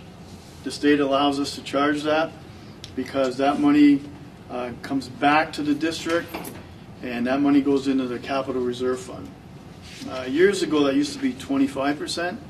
That was a pretty nice deal because you could build up your capital reserve. So if you need and that's a way for everyone to pay for equipment, because we have some great equipment here because we're very fortunate.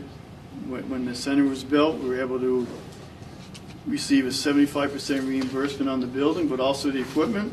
So we bought some high-end material, like a SimMan, $80,000 SimMan. If we have to replace that, that shouldn't be the burden of just Littleton. So that surcharge that's what it's designed for. So that 25% obviously builds up the capital reserve at a much faster rate.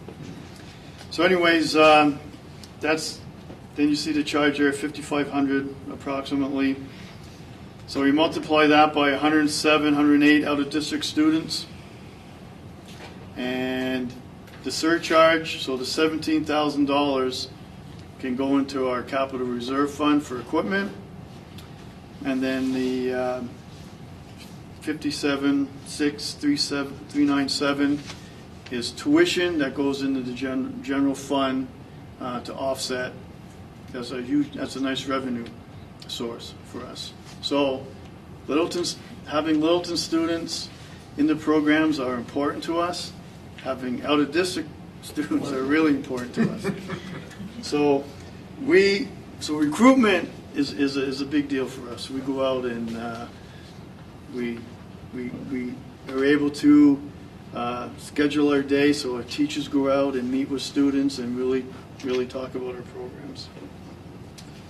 So the other schools, they'll announce whatever. They'll host us. We set it all up with the guidance counselors. Working with guidance counselors, the most important thing we could do, because a student schedule begins and ends in the guidance counselor's office. We have open houses for parents from out of district to come in. So we do quite a bit to recruit. We really think it's important. We're always trying to get those numbers up. So just quickly, some goals for us at the center. We're always trying to improve our competencies or improve our curriculum, if you will. And then we've really spent a lot of time trying to do a better job assessing our competencies. So we've contracted with the Southern Regional Education Board, they're out of Atlanta, to do some PD for us. We also, the state of New Hampshire DOE does some PD. And then we have a group of directors that we formed a board, if you will. And so PD we thought was really important. I'm a member of that board. So we have an online platform for professional development so our teachers can communicate without driving everywhere. So if you're a broadcast teacher here, you're talking to yourself, unfortunately. So this online platform allows people to share assessment practices, because we want our assessments, that's the key, because we have to assess our students, their competencies. So if I'm sending a student who's proficient to Littleton Chevrolet and we're scoring them that way, we want them to be proficient, so we want to give them a good employee, a good worker. So that's a big goal for us, is that PD. Another goal is for our students to be career or college ready. You asked about how many students go on to school. A high percentage of our CTE students go on to post-secondary, either in a tech school, 2-year tech school, welding program, or 4-year colleges. What percentage? It depends on the program. Health science, past 3 years, 100% of kids have gone on to 4-year schools. That's a high number, 100%. And then continuously work with community colleges and colleges in the state to create career pathways. There's something that you may not have heard of as 2 + 2 + 2 to get to your bachelor's degree. You do 2 years here, juniors and seniors, 2 years in community college, seamless transition, get your bachelor's in 2 years at Plymouth. We have that in many of our programs. Health science is one of them. 2 years here, and I just had a meeting last week with the community college about even enhancing that. You get more credit entering community college, for example. You finish there, you have an appropriate GPA, seamless right into Plymouth. So when you're at the community college, you're really you're dual enrolled. You're enrolled in community college and Plymouth. Just a sidebar, community college enrollment is down or even everywhere in the state except Littleton. It's up 17%. We think of a traditional track of high school, 4-year school, or college. There's so many different avenues now. So we continuously work on that. And we're continually looking at the job market and tweaking our programs to meet the needs of the job market.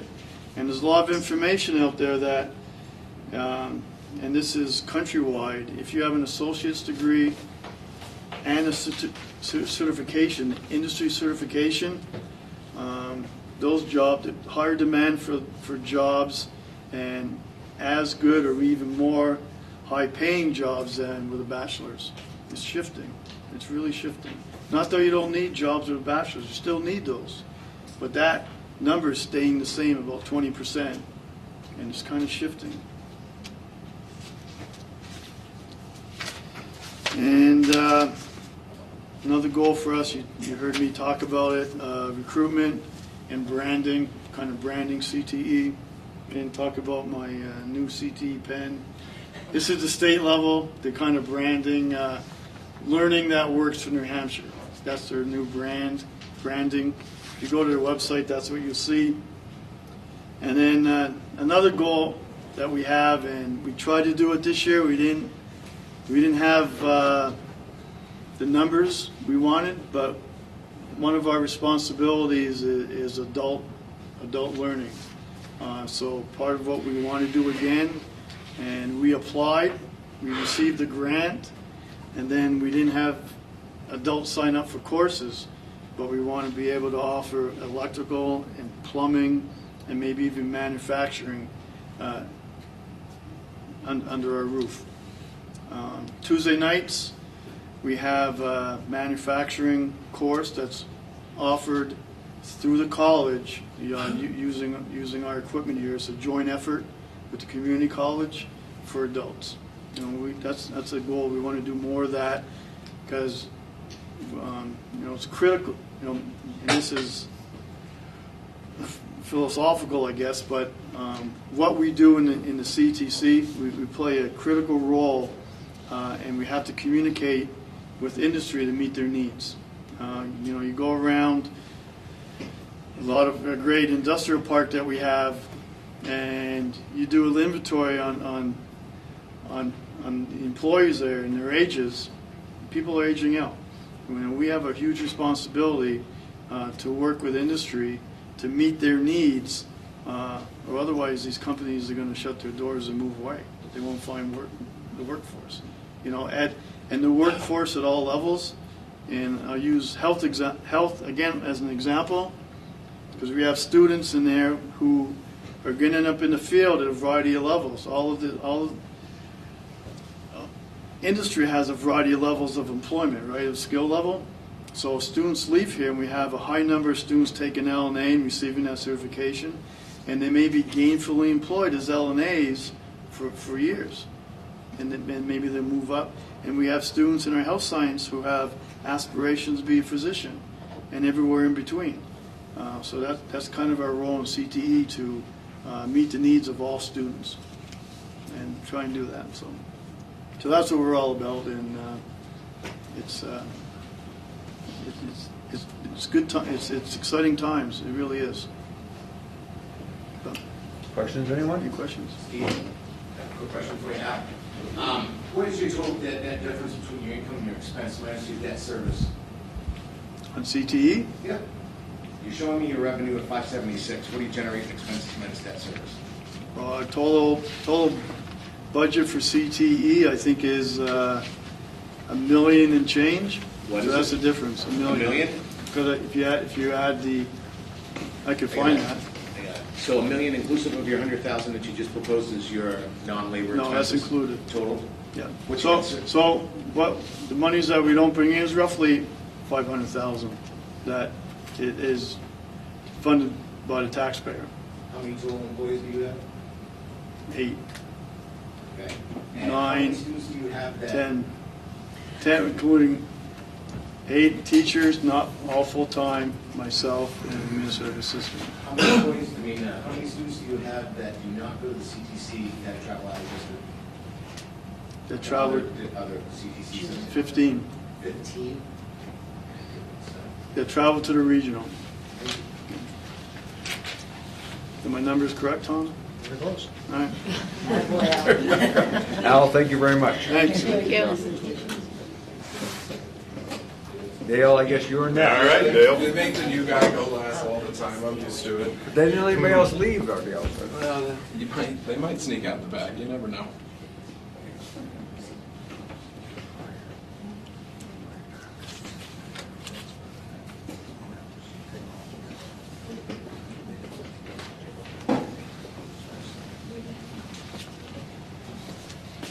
All right. For those that don't know me, Dale Pryor. First year here as Director of Technology. Previously, past life, I worked for Staples for 20 years as an assistant manager or store manager. Also been the girls' varsity basketball coach for the last 12 years here, and JV 4 years before that, so I just started our 16th season. I've also been on Carl Anderson's advisory committee for computer tech for the last 7 years. as well. So technology doesn't really represent a huge portion of the operating budget. You know, it's roughly 2% of what we ask. However, I think it's important that you guys understand how we are using technology in the schools today, and a lot of the building principals and directors have already touched on it, so they stole my information.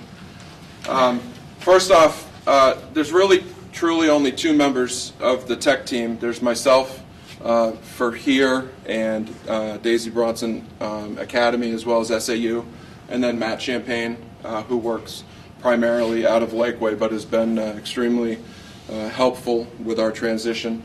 As Crystal mentioned earlier, Amy Kopp is a media specialist / technology integrator. She's been instrumental in the rollout that Crystal mentioned of the new Chromebooks in grades 2 through 6, as well as helping with the technology curriculum as well as the class curriculum. We have about 15 to 18 members throughout the district that sit on a tech committee meeting that we meet every other week. Every first week it's building, so just Daisy Bronson and Littleton High School will have those committee members meet, Lakeway meets, and then the third week of the month we all meet together to discuss different things. During the summer, already mentioned, Carl Anderson helps out in the technology department with any sort of infrastructure needs or maintenance that we do while the kids are gone.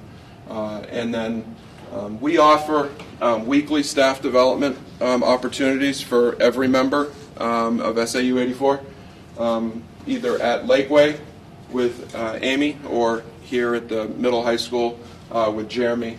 They call them Tech Tuesdays, but they'll cover pretty much anything with a staff member regarding either the Chrome operating system with the rollout of the Chromebooks, which I'll get to, or anything that they can help them out with class curriculum, so forth. What do we do? Troubleshoot, repair daily. We have a help desk ticket system. A staff member has an issue, they submit a ticket. It comes either directly to me or to Matt. We handle it as quickly and efficiently as possible. We update, configure, maintain all the servers that run, whether it be our internet provider or our email server, our budgeting software server. Daily, we monitor student activity as well as employee activity with a tracking software to determine technology violations. We have cameras in all buildings and have been used since I've been here in August a few times to kind of pinpoint some opportunities that arose. Plus, we maintain the proper upkeep with whether it be the Promethean boards in the classrooms, the printers, laptops that we still have in certain areas, and then some of the other stuff is summer maintenance that we do. So how it's changed since the beginning of this school year. When I first came here in August, the discussion had already transpired before about rolling out Chromebooks or some sort of device one-to-one with every student in grades 7 through 12. So with work with the tech committee, the policy committee, the school board, we were able to get an agreement in place so that we could roll that out, which we rolled out on November 28th. A lot of positive feedback from the staff as well as the students, where they can take that home. They can do pretty much everything that's required of them here at home with a device that we provide them. And unfortunately, we were behind the times in the sense that other schools around us had already beat us to that. Lisbon, Profile, White Mountains, they've done it for 3+ years, and we just got to it. But there's a lot of the growth that's going to go there. We changed internet providers over the summer, increased our bandwidth from 80 megabits per second to 500 so that we could sustain this one-to-one program with kids being on all the devices all day. We have a Go Guardian monitoring. We've always had the admin feature, which allows Matt and I to monitor and track behaviors of students. The Go Guardian Teacher Edition is new to us. We purchased it this year, but it allows the teacher in the classroom to monitor the Chromebooks from their desk without having to get up and see what the kids are doing. They can send individual messages to kids. They can close screens and so forth. We use an emergency software called CopSync.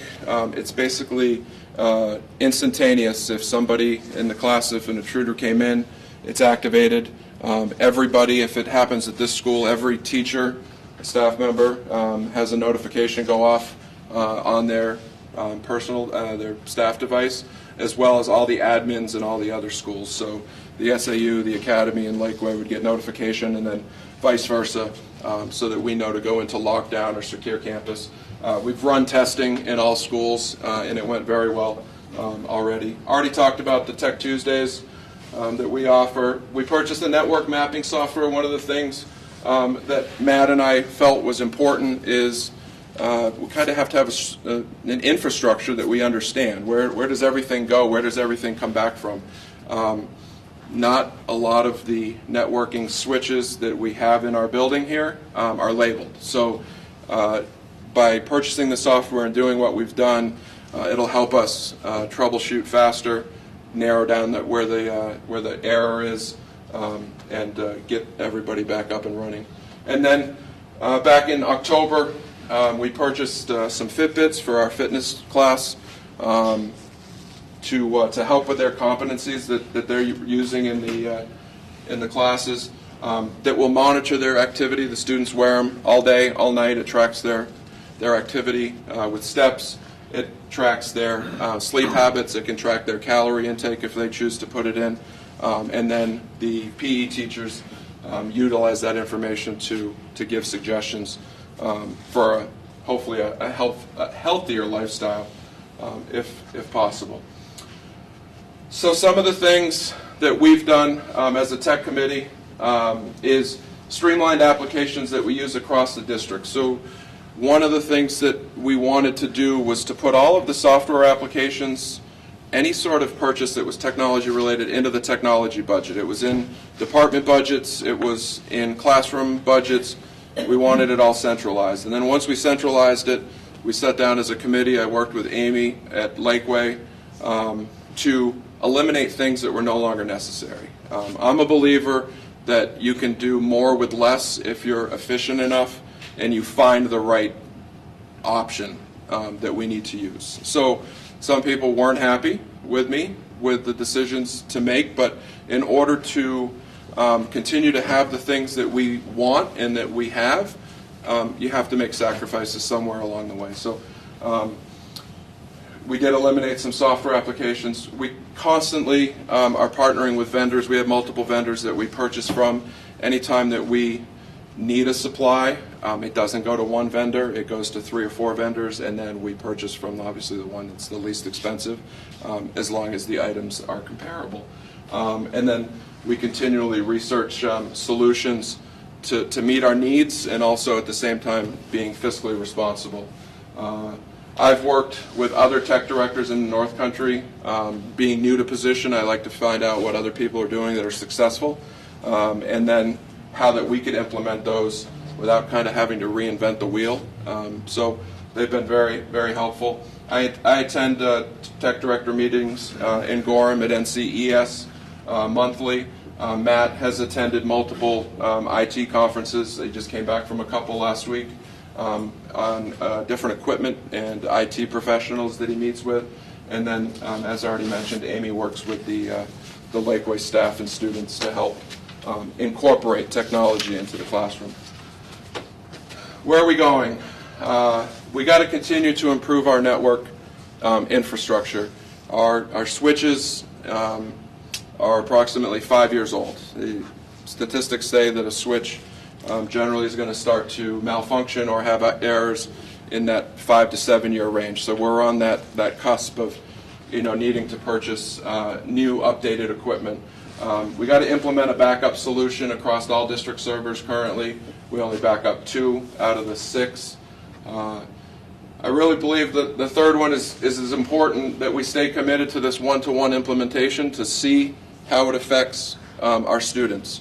I think that it's a process that you build. We started it at Lakeway, and then we rolled the one-to-one out here.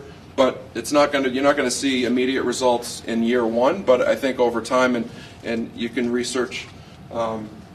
The statistics say that kids that come from a one-to-one environment, and we actually, sitting on the committee with Carl, the lady that's in charge of the White Mountain Community College, when she came, they see a tremendous difference of kids that come from a one-to-one high school versus kids that don't, and how advanced they are. So I think we're better preparing our kids for the future, and I think the effects, the positive effects that we'll see, will come with time. Redesign our district website. For those of you that like it, I'm sorry. It's not friendly. It's not effective.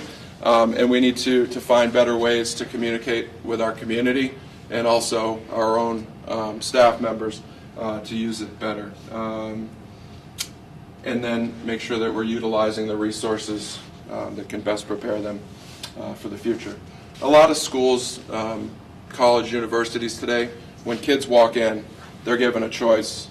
Here's an iPad, or here's a tablet, or here's a laptop, and that's part of their curriculum. So by us doing this, I think we're bettering our kids' success. So what can we do better and cheaper, or more efficient? We got to continually research options. I kind of bring a different perspective to this with a business sense, never having been in education. But we can't always jump at the first option that comes up. I'll continuously work, and so won't Matt at Lakeway, with the staff to eliminate software or applications that we no longer need as a district, or try to find a more cost-effective solution so that we can continue to have the things that we do. Be proactive to what the district needs and not reactive. And it kind of ties into the last thing. We've been working on implementing a new 3-year technology plan that shows where we want to go and how we want to get there.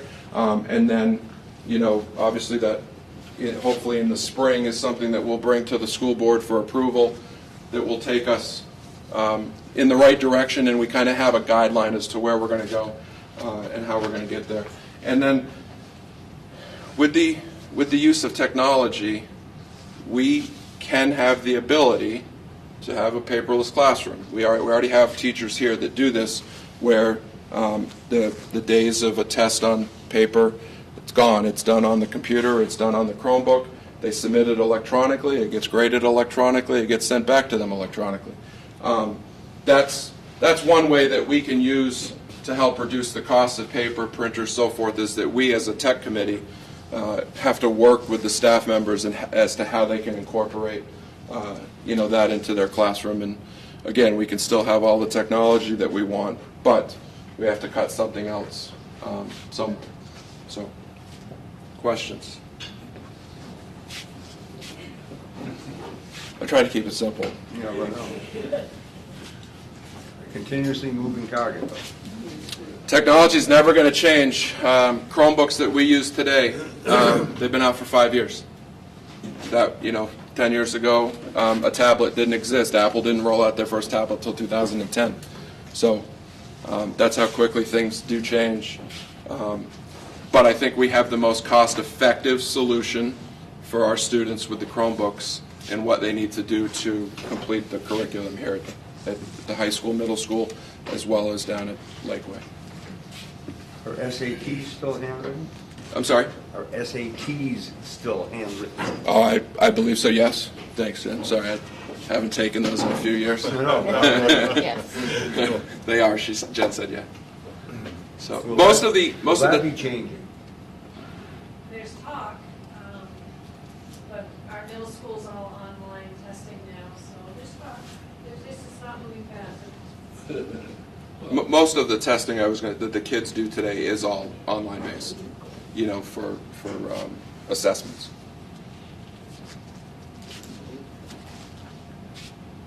You could have your score 30 minutes after you leave the bus. Don't even have to leave.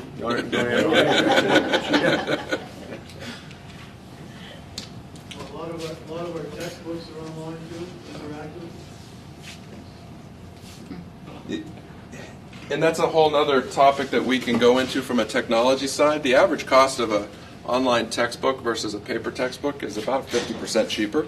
It's just the longevity and the updates, and then you have to pay annual subscriptions. So those are things that we've discussed as a tech committee with the technology, is to go away from carrying these big heavy books around, and everything would be on their device to access online.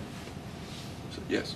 Have the faculty and staff seen a significant improvement with that upgraded bandwidth? I know that was a big issue last year with not there being enough bandwidth, and I know that, I'm just curious. Sure. We use approximately about 25% of our bandwidth right now. I mean, so it's far exceeds the internet speed coming in the sense of how quickly it gets when we share it with all the different schools. We've had zero complaints of speed. We have had some outages that we've had to troubleshoot, but speed no, and download speed no.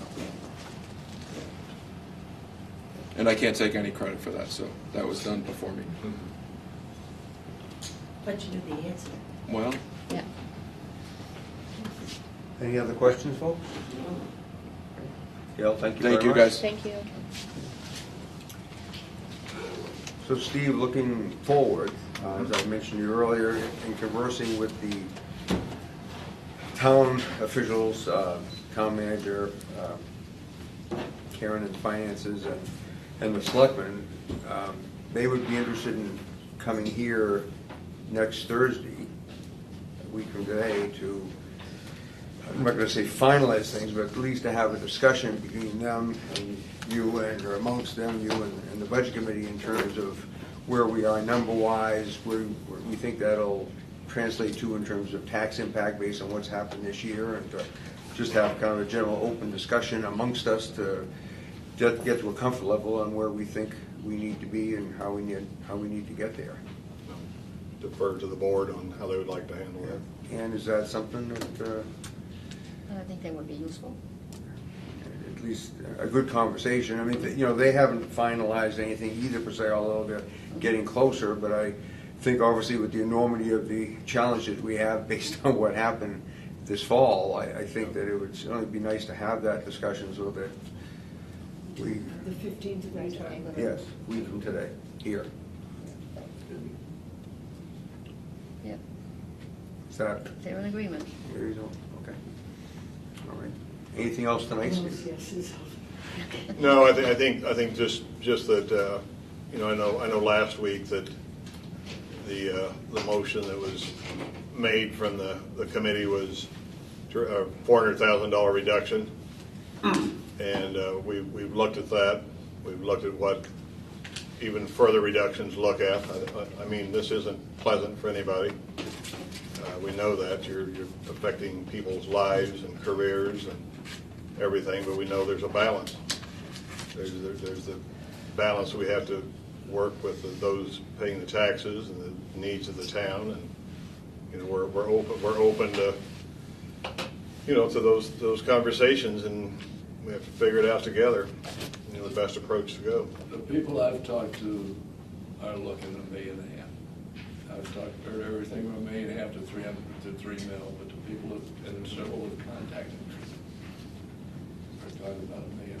$1.5 million cut school budget? School budget.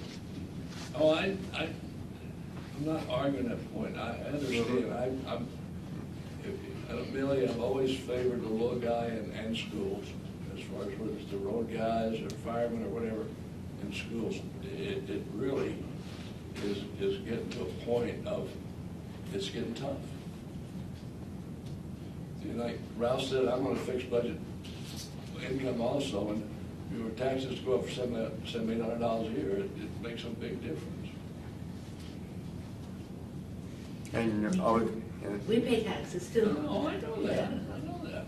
And obviously, based on the presentations tonight, all of which were very, very good, and Yes, and we they certainly did. do appreciate it. I mean, obviously, it's nice to hear the enthusiasm within the school system, within the walls. I mean, that there is, that we're looking to do more and do better and whatever, but as George echoes, the financial reality is, the one thing I guess that we always know for sure, this is time time-tested and proven, obviously, is that, you know, the more proactive we are at managing our budgets, the less likely it is that there's going to be some external force trying to do it. And I think the sentiment is that obviously the more we work together, the more effort that we show internally, the better it's going to be accepted by the community. Because there's no doubt that, you know, that we're doing a fine job, and as obviously we're very well aware, and this was obviously expressed very well by Kelly, is that, you know, every social issue that when we were kids were dealt with by our parents, grandparents, church, Turned over a desk and whipped. well, whatever. Well, whatever. But I mean, but every social issue today is handed off to the school system and said, ultimately, you've got to handle it. And like Kelly mentioned, you know, kids coming to school in the morning that had issues the previous night or whatever. I mean, you know, and I know in talking with good vice principals, two of which come to mind being Al Smith and Mike Kelly. I mean, they've made careers of basically being at that front door and looking every kid in the eye as they come to school in the morning, and looking that kid in the eye coming through that front door probably determines a great deal of how that day is going to go, both for the student and for the school system. So it's we are not insensitive to that, and certainly realize that that's a big part of what you have to do. If it was just a matter of teaching things, it would be so much simpler, but that isn't the fact anymore. So The world has changed. okay. All right, well, if we're in agreement, we'll... Excuse me, can I ask just a couple quick questions? Sure. My personal learning. Kelly was saying earlier that the special services, she mentioned all the preschools in town. Does the school board or the town budget, do we support the preschools in town under our budgets? Only for special education students, because by law we're required to. So that's in the budget for preschools? Only for the identified students, yes. Okay, but still, we're, the school, the budget, so it's in the budgets to pay for that. Do we get state or federal reimbursement for those preschools? Well, they're counted in our numbers, but the tuition amount is fairly low for preschool students. It probably equates to about $4,000 for the ones that attend Shining Lights and Children's House. The ones that attend Leopards or Head Start, we do not change their tuition. Okay, but they are involved in the budget process, so the town's taxpayers are paying that portion. So these are students who've been, future students who've been identified early on in life as going to be requiring And special. we are responsible from age 3 on. Age 3, okay. Oh, really? Yeah. 21. To 21, yeah, to 21 also, not at 18 or whatever, actually after high school graduation. Okay. The other question was the academy. The Littleton Academy right over here. Now, when we voted to transfer the middle school to this building here, I, as a taxpayer, was understanding that building was going to be obsolete, pretty much junk. But the academy's in there, so is that part of the SAU budget, the academy? Yes. So we're paying the lights, the heats, the janitor services, the water, that is being paid for still for that building. Because I think the taxpayer wasn't under the impression that building was going to be closed up and isolated. Well, there's a couple other things that happened either concurrent with that or in sequence, had to do with demolishing the SAU The old building building. across the street, the house that had been the SAU. The SAU moving into what was the academy building and had previously in its life been an SAU building, and then the academy moving into what was St. Rosalina. Okay, well, that building was not up to education standards, is it now? The students are only on one area of the building, like the main floor. Okay, And because of the occupancy capacity, we only have 26 students over there, so but there's handicap access into those classrooms? not on, no. So it's not up to standard for educational purposes? I just don't understand. I guess I wasn't aware that we were still paying for that building. Well, and we're But still apparently using we the are. gym too, quite a bit over, I mean, that does get used, the gymnasium by the town of Littleton and Right. for some of their programs and by the school sometimes too.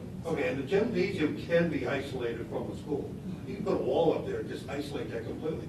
But the school itself was, we closed it because it was not up to educational standard, that it's still being used for that purpose and being paid for on the budget, correct? Well, it presented some issues for use, but I think we've been able, I mean, we have done some improvement to the building as far as access Yeah, we've from had the to ground. address those issues Yeah. and go through the fire marshal and the whole 9 yards. That's right. So, Okay. It just, again, for my own education, Lakeway's enrollment is down 37 kids in 3 years. The high school is up 22 kids in the same 3 years. How come there's so many high school kids and the elementary kids are not coming out there? If the elementary school is down 37 kids, the high school's up 22, that's a difference of 57. How can that, I don't understand that difference. But usually it has to do with larger classes moving up through the system, right? I mean, a large sixth grade becomes into seventh Right grade. now, we have a large fifth grade class that's 72 kids, so when they come to middle school, the middle school, high school numbers will greatly increase. It's likely we won't have a kindergarten class of 72 coming in at the same time. Okay, so you may have a 3-year differential here, so I would see that as in the next 3 years, the high school number should actually drop. In the next 2 years, they're gonna go up because of that huge bubble class. There's 72 in our fifth grade class, so Yeah. middle school, high school numbers will go up in 2 years. Okay. To absorb that bigger group. In 10 years, yes. Last year, we went down I can look here. because we had a small sixth grade class, so the group that in seventh grade that was pretty small. Okay, so then, So it goes up under and that down. scenario, the elementary school next year should see less enrollment. Your enrollment's gonna go down to the elementary. Unless you have 59 kids coming for the kindergarten. Right. In 2 years, because our fifth grade is big. Okay, thank you. I'm trying to learn the system as I go along. No, and I mean, it's taken a lot of us. Yeah, and I think, again, to follow up, the chart I showed last week, longer term, the longer term projections? K-12 enrollment is going down. You know, from we're about 710 now, and it's going to go down into the 600s, mid 600s over the next 10 years. What's interesting a little bit is you start looking at the trends. You know, Lakeway's going down a little bit every year. We're starting to come up a little bit, middle school, high school, but then it switches. And by 2027, actually, those smaller Lakeway numbers we have now are up here. So our 712 enrollment's going down and Lakeway's going back up. So it's not a consistent trend in terms by building necessarily. It's changing. At least it's projected to change. What actually happens, obviously, time will tell. Look over more than a 3-year period. Oh, yeah, we're always looking at, we're looking certainly at 13 years, if not. Yeah, we have a 10-year projection that again is what we work with from NASDAQ.